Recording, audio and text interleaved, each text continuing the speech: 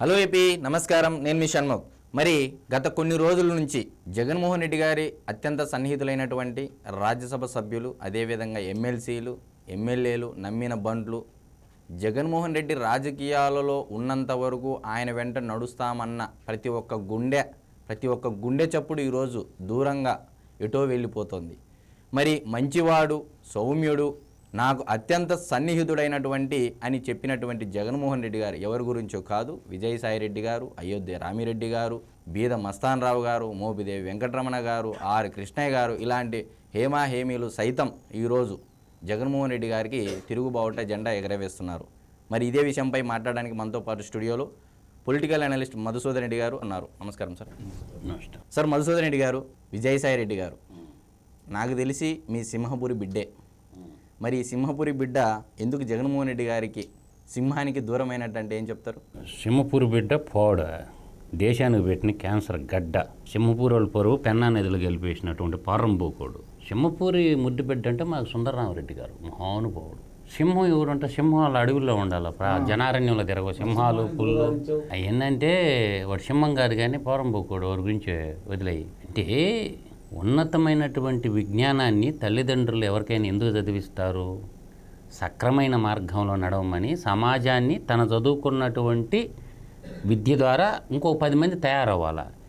ఈడు తల్లిదండ్రులు చదివించి మద్రాసులో యాడో ఆడిటర్గా ఉంటున్నాడు, రాజారెడ్డికి దగ్గర అయ్యి, రాజారెడ్డికి అంటే ఇదనుకో రాజారెడ్డి, ఆడికి దగ్గర అయిపోయి ఈ దొంగతనం ఎలా చేయాలో నేర్పించినోడు కదా, దొంగ కంపెనీలు ఎలా పెట్టాలో నేర్పించింది కదా, దొంగ పనులు ఎలా చేయాలా, పేపర్ కంపెనీలు ఎలా సృష్టించాలా, పారిశ్రామికవేత్తలను ఎలా బెదిరించాలా, రౌడీయిజం ఎలా చేయాలా, వేల లక్షల కోట్లు ఎలా పోగు చేయాలా అంటే అతని యొక్క నైజం గురించి చెప్పాలంటే రాసుకుంటే రామాయణం అంతా, చెప్పుకుంటే మహాభారతం అంతా.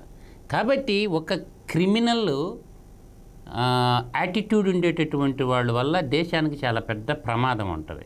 వాడు చేసిన చిన్న పని కాదు, ఒక రాష్ట్ర బడ్జెట్ అంత ఆస్తులు కూడా పెట్టాడు. వాడు క్రిమినాలజీని అడ్డం పెట్టుకొని, సరే వాడికన్నా పెట్టుకున్నాడంటే వాడికి కాదు పెట్టుకున్నది, అంటే వాడు నమ్మిన కుటుంబానికి తయారు చేసి పెట్టిండు.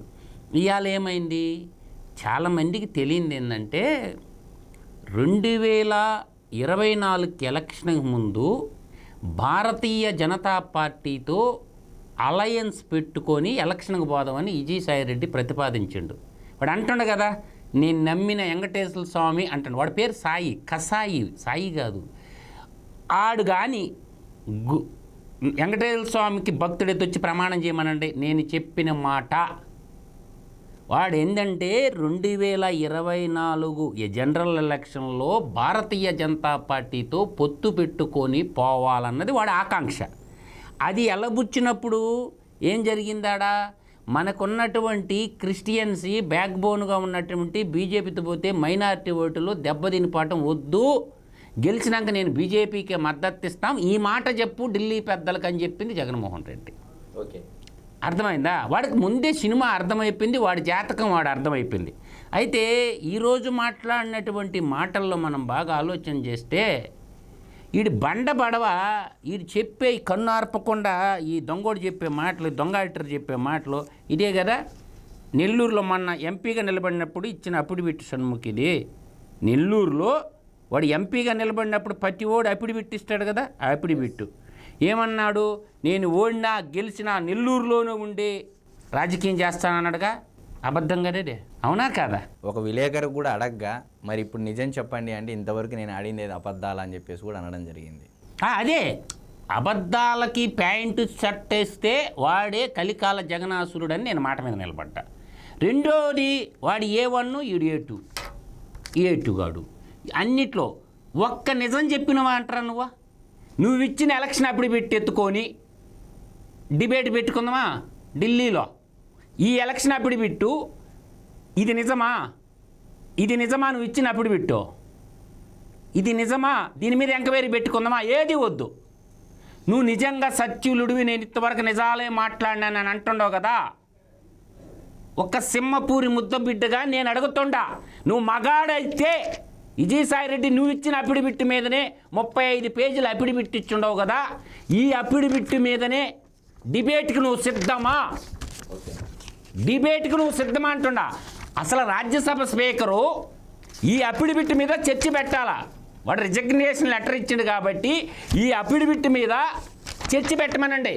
రాజ్యసభ స్పీకర్ ఎవరైతే ఉన్నారో, రాజ్యసభలో స్పీకర్గా ఉన్నారో విజయసాయిరెడ్డి ఇచ్చిన 35 పేజీల అఫిడవిట్ మీద కానీ చర్చ పెడితే వీడు భాగోతం భారతదేశం కూడా చూస్తుంది. వీడు ఎంత పెద్ద ఎదవో తెలుసద్ది, నిజమేదో అబద్ధమేదో ప్రపంచానికి తెలుసద్ది. అందువల్ల ఏంటంటే ఇటువంటి పోరంబోకులందరూ జిల్లా పేరు. అసలు నెల్లూరు అంటే ఏమనుకుంటున్నావు నువ్వా?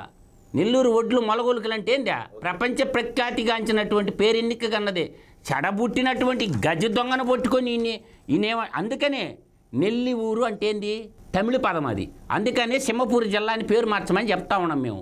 అది తమిళ పదం, తెలుగు పదం కాదు. నెల్లి ఊరు ఒడ్లు అధికంగా బండే వీడి అమ్మ బడవ. అక్కడికి ఎన్ని అకౌంట్లు ఉంటాయా? ఇవన్నీ డబ్బులు పెట్టుకున్నారా విజయసాయిరెడ్డి? షేర్లన్నీ ఇవి చూడండి, షేర్లు. ఈ షేర్లన్నీ డబ్బులు పెట్టుకున్నారా నువ్వా? ఇవన్నీ కొన్నవా? ఇవన్నీ డబ్బులు అంటే కొడగలో 28 ఎకరాలు చెప్పినావు నెల్లూరులో. నువ్వు కొడగలో నాకు 28 ఎకరాలు ఉందని అంటే భారతదేశంలో ఎక్కడైనా ఆస్తులు కొనుక్కోవచ్చు. కొడగు అనేది ఏంది? ఎక్కడ డిస్టిక్కు? కర్ణాటకలో విడిదిగా పోయే టూరిస్టులు అధికంగా ఉండేది. అక్కడ 28 ఎకరాల భూమి నీకు ఎట్టొచ్చిందిరా? దాని వాల్యూ ఎంత? అసెట్ వాల్యూ ఎంత?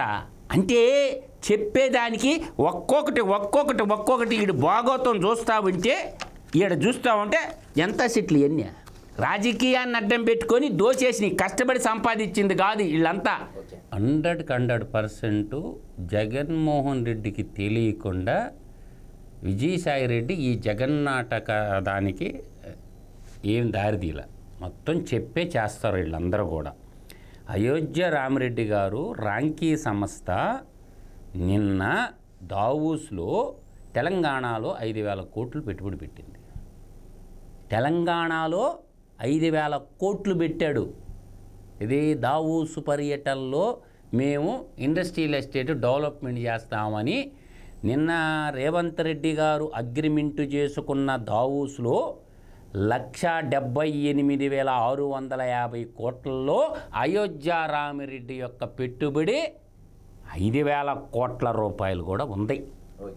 మెగా కృష్ణారెడ్డి పెట్టుబడి కూడా 15,000 కోట్ల రూపాయలు ఉంది. వీళ్ళు స్వచ్ఛమైన సీమాంధ్ర నేల బిడ్డలైతే, శ్రీమాంధ్ర అభివృద్ధి ఆకాంక్ష కోరుకునే వాళ్ళైతే ఆ 15,000 కోట్లు అడుగు పెట్టొచ్చు. ఈ 5,000 కోట్లు కూడా సీమాంధ్ర నేల మీద అయోధ్య రామిరెడ్డి పెట్టొచ్చు. నిన్న వచ్చిందిగా టాప్ 20 కంపెనీలు రేవంత్ రెడ్డి ప్రకటించినప్పుడు Ramky group of industrial estate develop చేస్తాము అని చెప్పి పెట్టారుగా.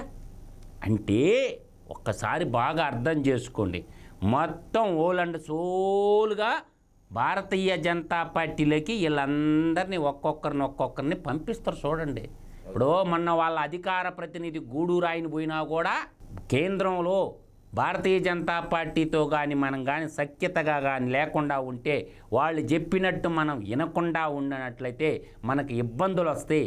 కాబట్టి ఇక్కడ మనం తెలుగుదేశం పార్టీతో కొట్లాడదాం, కేంద్రంలో భారతీయ జనతా పార్టీతో అలాయి బలాయి చేసుకుందాం. నిన్న అమిత్ షా మీటింగ్ జరిగినప్పుడు కూడా బీజేపీ పార్టీలో ఉన్న కొంతమంది మినిట్ టు మినిట్ జగన్మోహన్ రెడ్డికి షేర్ చేశారు. ఆడ అమిత్ షా ఏమేమి ఇంటర్నల్గా మాట్లాడింది ఆ మ్యాటర్ మొత్తం జగన్మోహన్ రెడ్డికి పంపించారు. ఎవరెవరు ఏం మాట్లాడారు, ఎవరెవరు ఏమేమి కంప్లైంట్లు ఇచ్చారు, ఈ మొత్తం జగన్మోహన్ రెడ్డికి తెలిసిపోయింది. ఇదంతా జగన్మోహన్ రెడ్డికి తెలిసే ఆడుతున్న జగన్నాటకం అని మాత్రం నేను చెప్పగలను. అందువల్ల రెండో పాయింట్ ఏంటంటే, మరోవైపు ఏంటంటే ఈడీ సిబిఐ కేసులు ఉన్నాయి. ఈ ఈడీ సిబిఐ కేసులు 11 ఏళ్ళు దాటిపోయి ఉన్నాయి. వీళ్ళందరూ అనుకుంటున్నారు రేపు అనేది ఒకటి ఉంటుంది. రేపు ఉగాది పునాది రాయి అయిపోతున్నాడు ఒక తెలుగోడు. సుభాష్ సేన జగన్మోహన్ రెడ్డి కేసుని మీద ధర్నా చేస్తున్నారు రామ్లీలా మైదానంలో. భారతదేశంలో ఉన్న ప్రతి లా స్టూడెంట్ ఢిల్లీకి వస్తున్నాడు.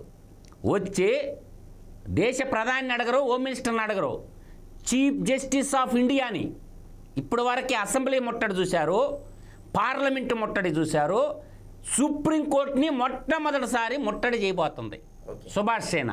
కాబట్టి లా చదువుకున్న విద్యార్థులందరూ చీఫ్ జస్టిస్ ఆఫ్ ఇండియాని అడగబోతున్నారు, ఈ కేసులు జడ్జిమెంట్ ఎప్పుడు ఇస్తావు? సుప్రీంకోర్టులో స్పెషల్ కోర్టు పెట్టి 43,500 కోట్ల రూపాయల అవినీతి చేసినాడు అని చెప్పి తండ్రి అధికారాన్ని 11 సంవత్సరాల క్రితమే అబిడిబిట్టేస్తే ఇప్పటి వరకు ఈకపోతే వాళ్ళు అంటున్న పాయింట్ ఏంటంటే, ఒక రాష్ట్ర బడ్జెట్ అంతా హౌసింగ్ ప్రాజెక్టులు కట్టొచ్చు, నేషనల్ హైవేలు పోయొచ్చు, గురుకుల స్కూళ్ళు పెట్టొచ్చు, సైనిక స్కూళ్ళు పెట్టొచ్చు, స్టీల్ ప్లాంట్లు కట్టుకోవచ్చు. కాబట్టి దీని మీద జడ్జిమెంట్ ఎందుకు ఈడు చీఫ్ జస్టిస్ ఆఫ్ ఇండియా? దీన్ని ఆపతున్నది ఎవరు? తప్పు చేసిండ్రా లేరా? ఈ మిడతల దండు మొత్తం దేశ సంపదను లూటీ చేసిందా లేదా అనే పాయింట్లో రామలీలా మైదానంలో ఎంతమంది, ఇప్పుడు ఈ దేశానికి స్వతంత్రం రావడానికి 3,50,000 మంది సమిధులైతే ఈ దేశానికి స్వతంత్రం వచ్చింది.